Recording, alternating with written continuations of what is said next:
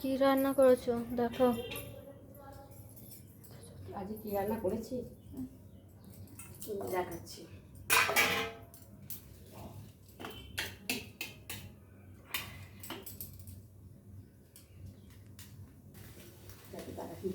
দেখো হাই বন্ধুরা, good afternoon.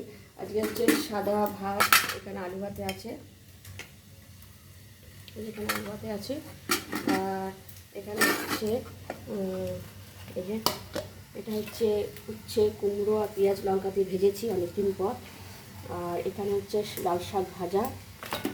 হ্যাঁ, আর এখানে হচ্ছে ইলিশ মাছ সর্ষে দিয়ে করেছি, ইলিশ মাছ সর্ষে দিয়ে রান্না করেছি।